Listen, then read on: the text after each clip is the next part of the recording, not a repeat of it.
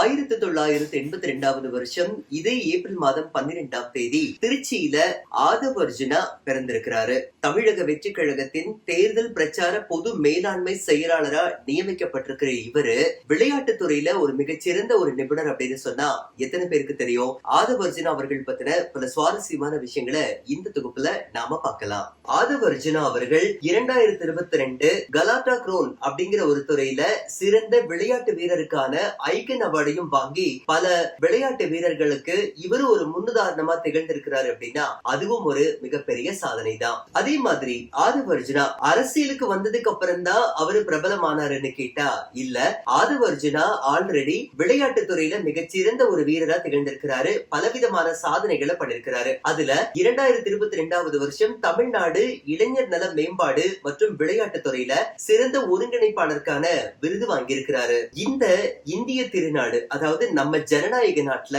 அரசியல்ல பல மாற்றங்களை ஏற்படுத்தணும் அப்படிங்கிறதுக்காக தமிழக வெற்றி கழகத்தின் தேர்தல் பிரச்சார பொது மேலாண்மை செயலாளரா நியமிக்கப்பட்டிருக்கிறாரு ஆதவ் அர்ஜுனா. அதே மாதிரி இந்த 2026 சட்டமன்ற தேர்தல்ல நல்ல வகையில வாக்குகள் பதிவு செய்யணும் அப்படிங்கிறதுக்காக பல விழிப்புணர்வு பிரச்சாரங்களையும் தேர்தல் பரப்புரைகளையும் மேற்கொண்டு வராரு ஆதவ் அர்ஜுனா. ஆதவ் அர்ஜுனா விளையாட்டு துறையில எப்படி தன்னுடைய திறமையை காமிச்சு விளையாடி வெற்றிகளை குமிச்சு சாதனைகளை பண்ணாரோ அதே மாதிரி தமிழக வெற்றி கழகத்துல அரசியல் களத்துல ஒரு மிகப்பெரிய நம்பிக்கை நட்சத்திரமா திகழ்ந்துட்டு இருக்கிறாரு.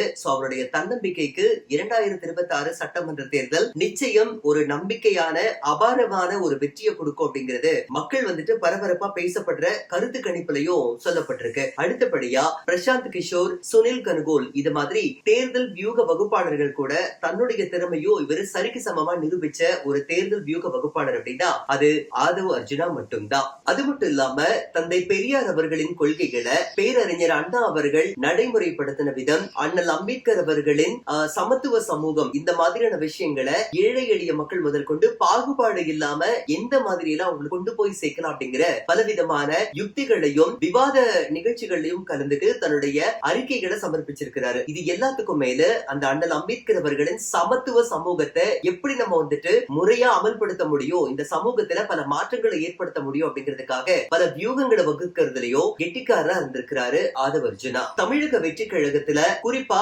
பலவிதமான சமூக சிந்தனையோட யதார்த்தமான பல கருத்துக்கள் முன்வைக்கப்பட்டிருக்கு. அதுல மக்களிடம் செல், மக்கள் களப்பணியாற்று, வெற்றி நிச்சயம் உன்வசப்படும் அப்படிங்கிற ஒரு தாரக மந்திரத்தை தன்னோட மனசுக்குள்ள வச்சுக்கிட்டு தமிழக வெற்றி கழகத்தின் தலைவர் திரு விஜய் அவர்கள் கூட சேர்ந்து தேர்தல் பரப்புரை மேற்கொள்றது மட்டும் இல்லாம தேர்தல் அறிக்கைகள்ல எதெல்லாம் நம்முடைய தமிழ்நாட்டுக்கு சாதகம் பாதகம் அப்படிங்கிற பலவிதமான விஷயங்களையும் அரசியல் வியூகங்களையும் வகுக்கிறதுல ஆதவ் அர்ஜுனா மிகச்சிறந்த ஒரு கை தேர்ந்த வல்லுநர் அப்படின்னு சொல்லி அரசியல் வட்டாரங்கள்ல பரபரப்பா பேசப்படுற ஒரு நபரா திகழ்ந்துட்டு இருக்கிறாரு ஆதவ் அர்ஜுனா. 2026 ஆண்டு சட்டப்பேரவை தேர்தல்ல 100% வாக்காளர்கள் ஒவ்வொருத்தரும் தங்களுடைய ஜனநாயக கடமையை நிறைவேற்றணும் அப்படிங்கிறதுக்காக பொதுவான பல நல்ல விஷயங்கள் தமிழக வெற்றி கழகத்துல பல்வேறு விதமான தேர்தல் அறிக்கைகள் சமர்ப்பிக்கப்பட்டிருக்கு.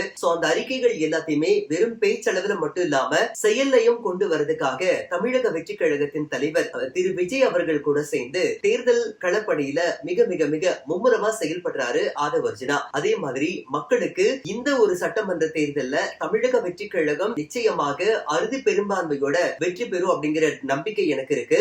மக்கள் எல்லாரும் நல்ல ஒரு மாற்றத்தை விரும்பிட்டு இருக்கிறாங்க. அந்த மாற்றம் தமிழக வெற்றி கழகத்தின் மிகப்பெரிய ஒரு அசுர அபார வெற்றியா தான் இருக்கும்னு சொல்லிட்டு தன்னம்பிக்கையோட அல்லும் பகலும் அயராது உழைக்கக்கூடிய ஒரு அரசியல் பிரமுகர் அப்படின்னா அது ஆதவ் அர்ஜுனா மட்டும்தான். சாதாரண விவசாய குடும்பத்துல பிறந்து 5 வயசுல தன்னோட தாயாரை இழந்து ரொம்ப ரொம்ப கஷ்டப்பட்டு இருந்திருக்காரு. அதுக்கப்புறமா தனிமையில பல சவால்களை எதிர்த்து சிக்கலான பாதையில வழி நடத்தின சில சான்றோர் பெருமக்களுடைய ஊக்கத்தோடையும் அந்த உற்சாகத்தோடையும் பல வகையில சாதனை பண்ணி மக்களை வியப்புல ஆழ்த்திருக்கிறாரு. அந்த வகையில விளையாட்டுத்துறை அப்படின்னு சொன்னா கூடைப்பந்து விளையாட்டுல இவருக்கு நிகர் இவர் மட்டும்தான். அந்த அர்ஜுனா அப்படிங்கிற இந்த பேருக்கு ஏத்த மாதிரி தான் பல வித்தைகளை கையில வச்சுட்டு இருந்திருக்கிறாரு. அது மட்டும் இல்லாம தமிழ் வழியில கல்வி படிச்சதோட மட்டும் இல்லாம கூடைப்பந்துக்குன்னு தன் அர்ப்பணிச்ச ஒரு விளையாட்டு வீரர்னா அது ஆதவ் அர்ஜுனா அவர்கள் மட்டும்தான். ஆதவ் அர்ஜுனா அவர்கள் சென்னை கிறிஸ்டியன் காலேஜ்ல அரசியல் அறிவியல், அதாவது பொலிட்டிக்கல் சயின்ஸ் பட்டதாரியான இவரு விளையாட்டுலையும் தனித்துவம் மிக்க ஒரு மனிதரா இருக்கிறாரு. அந்த வகையில அரசியல் விமர்சகராவோ யூக வகுப்பாளராவோ இவரு கை தேர்ந்த ஒரு வல்லுனர் அப்படின்னு சொல்லி அரசியல் வட்டாரத்திலையும் பேசப்பட்ட ஒரு பிரமுகரா இருக்கிறாரு. இருக்காரு. அது மட்டும் இல்லாம தன்னுடைய கல்வி படிப்பு, அதாவது கல்லூரி படிப்புக்கு இடையில அரசியல் சம்பந்தப்பட்ட பல ஆய்வுகளை மேற்கொண்டு அதுலயும் அவரு அறிக்கைகளை சமர்ப்பிச்சிருக்கிறாரு. இது எல்லாத்துக்கும் மேல அரசியல்ல பல அனுபவம் மிக்க பல ஜாம்பவான்கள் கிட்ட இவரும் ஒரு நிபுணரா அங்க இருந்து பணியாற்றி வியூகங்கள் வகுத்து கொடுத்ததிலையும் வல்லவரா திகழ்ந்திருக்கிறாரு.